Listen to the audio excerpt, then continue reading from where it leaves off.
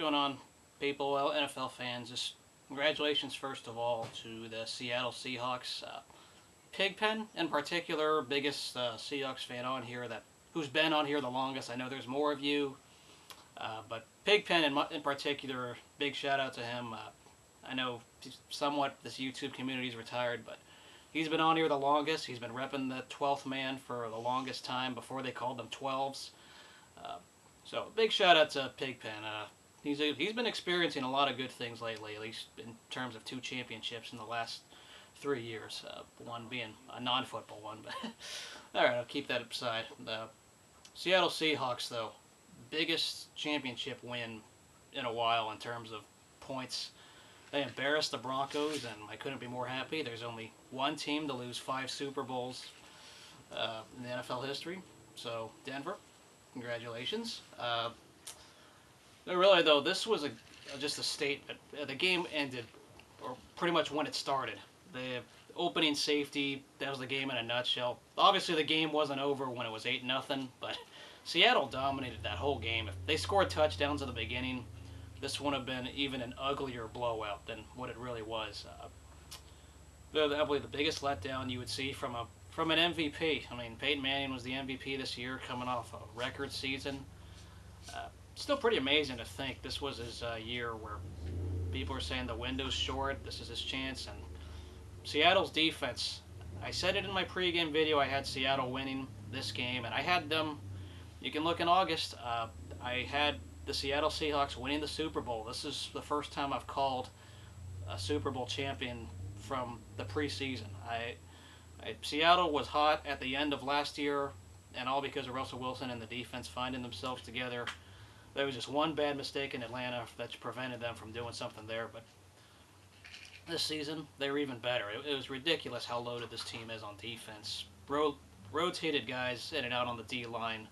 If I was voting MVP, it would have been that defensive line because they made plays for Malcolm Smith, and the secondary, pretty much everything on defense. Great all around. Sherman, nobody threw his way, barely. Even Byron Maxwell allowed 1 touchdown, big deal, but he's still pretty solid. I mean, you got Cam Chancellor who made a big play early.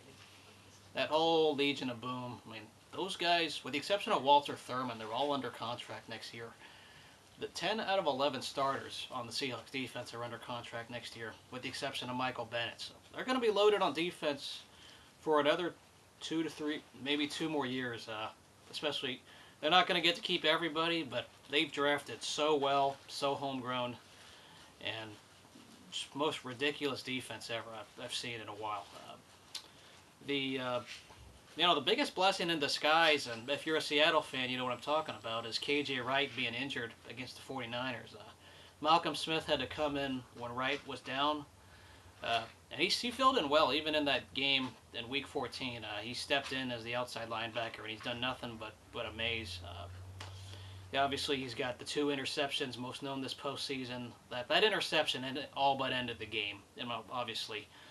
Peyton Manning has thrown 2 pick-sixes, which have ended a game. The other one to Tracy Porter. But Malcolm Smith goes from a 7th-round pick to a backup outside linebacker to a Super Bowl MVP, all in span of 3 years. It's pretty amazing, to say the least. And even on offense, Russell Wilson, he didn't have any fancy stats, but he was efficient. The guy makes great decisions. He made those throws on 3rd down when he needed to.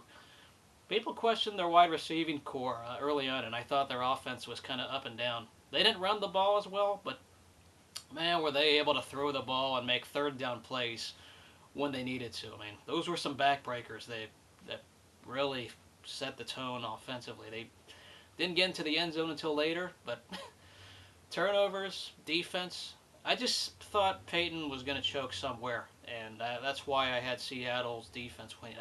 I didn't think they were going to blow them out and embarrass them like they did, but that is one of the best defensive performances in my time I've seen in a Super Bowl.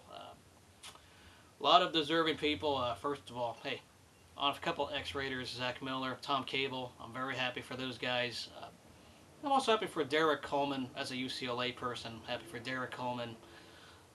Quite a few guys. I mean, Wilson, it's a great story. The guy comes, he's undersized. I think the Raiders could have drafted him if he fell down the board a bit more, but Raiders didn't have a draft pick until a lot later. So, but guy for an undersized quarterback, and he's making plays left and right, making those throws that you need to in the NFL. Here's the interesting thing. Some people, I remember, used to doubt Russell Wilson because everyone thought in preseason he was doing well in his rookie year. People thought he wouldn't do anything. But this particular clip I find actually to be pretty funny in a way, especially in retrospect and in hindsight. This one's going to be very, very interesting. I mean, this guy carried the team on third downs and made plays when he needed to, just like his defense. Really, the MVP said defensive line, but take a look at this little clip. Maybe you'll laugh, maybe you won't, but this is pretty funny in retrospect. Let's roll the tape. Russell Wilson will not be the savior in Seattle. He's the talk of the town right now. Mr. Big Shot, Mr. Big Man on campus up there in Seattle. I can tell you this much. Russell Wilson's not even going to be the starter. He's going to get benched within the first 4 or 5 weeks of the season. I can guarantee it. Everyone's high on him right now because he's doing well in the preseason when defenses aren't doing shit and nobody's game planning for anybody. Wait until a couple teams get some film on him. Then see what Russell Wilson's going to do. He ain't going to do shit. Russell Wilson ain't going to be shit. So Seattle fans, you just fucking might as well move on to Matt Flynn. Then after that, move on to whoever you got behind him. Because whoever it is doesn't really matter. Your team's going to be garbage. Your quarterback situation is horrible. You overpaid for Matt Flynn, and this rookie ain't going to be shit.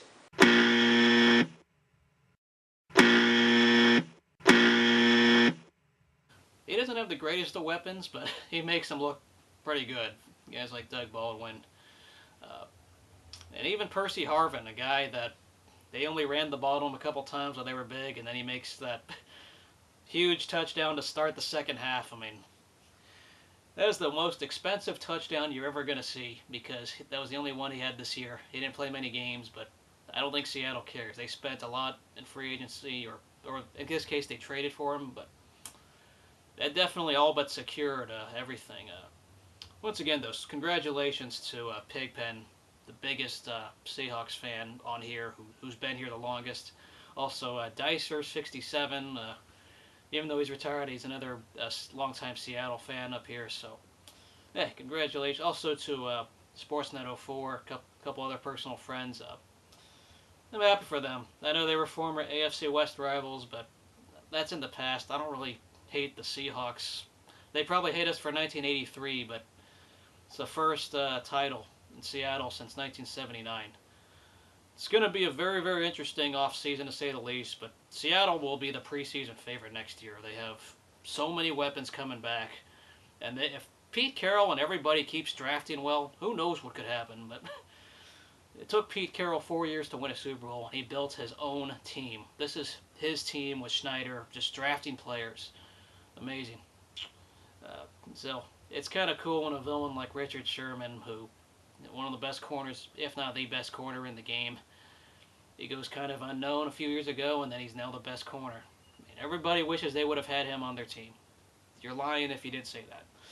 So, yeah, congratulations, Seattle Seahawks. I'm more than happy to see the Broncos lose another Super Bowl in their team's history. It's the first time I've seen them lose one, and hey, it's about time.